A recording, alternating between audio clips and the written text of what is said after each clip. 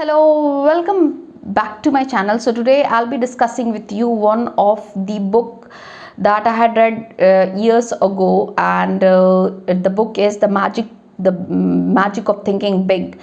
This book is written by David S. Schwartz. It is a kind of an old school book, and it is a kind of a self-help book that is a powerful reminder of what we can really think and what we can really achieve. This book, The Magic of Thinking Big, is a powerful reminder of exactly we are capable of achieving what we think we are.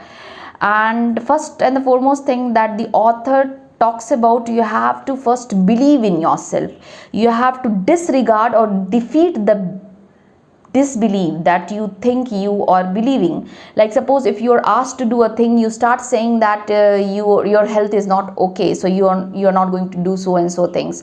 Sometimes you give excuse about your intelligence, that you're not intelligent enough to do so and so things. And sometimes we also talk about our age, that our age is not to do these things, or I'm not supposed, if you're at 30, if you're at 40, if you're at 20, you're not supposed to do these things at this age. So he says that instead of talking about these excuses, just be grateful for that and work on that.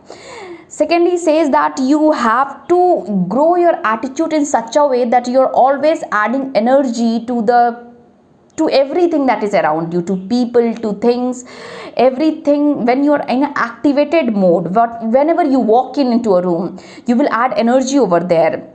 Or he says that you have to be in such a way that you make people really feel important around you. And how can you do that? By making people feel important, you're adding values to people.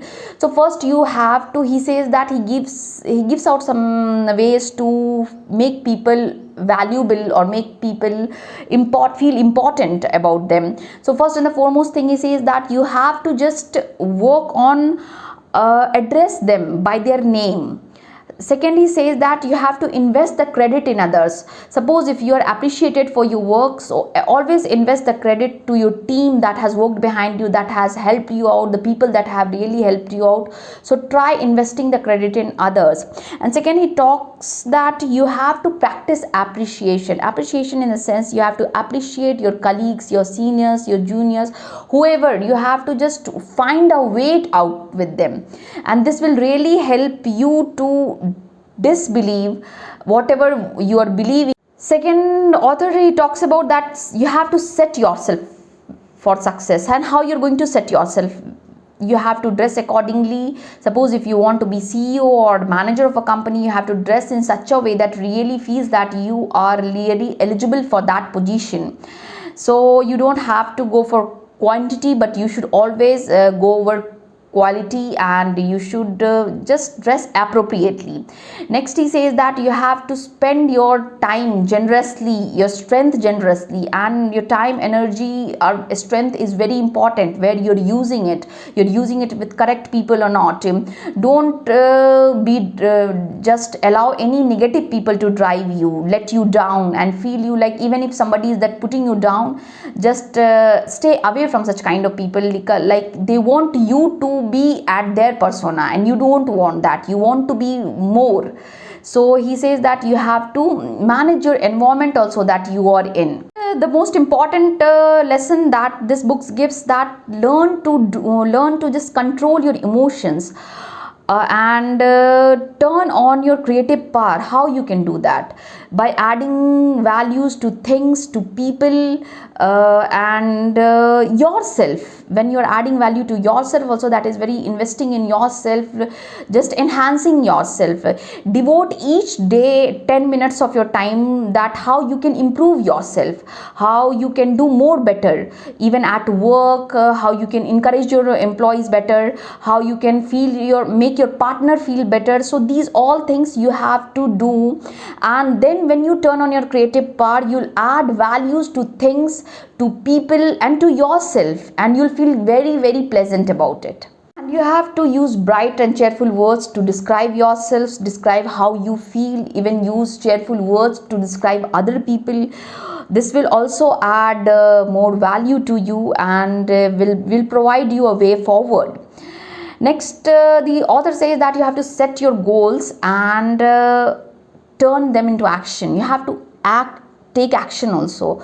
So he says that you don't have to procrastinate about things and keep on sitting and just thinking about things. No, you have to do it. He says that there is nothing like failure, there is only feedback. So if you're not able to do anything, just take feedback, remove the fear and get into action. So believe in present, believe in now, not later, tomorrow, or after week or after years. Don't believe in that.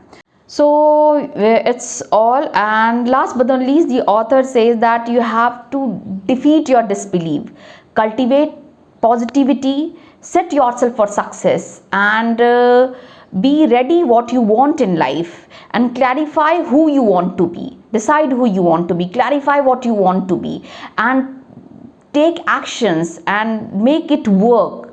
So be big, dream big, and do everything big. Take actions, take big actions, so that you can have all that you want in life.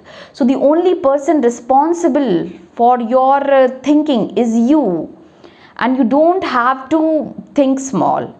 As Benjamin Disraeli said, that life is too short to be little. Thank you. And if you really liked it, please subscribe. This will keep me motivated.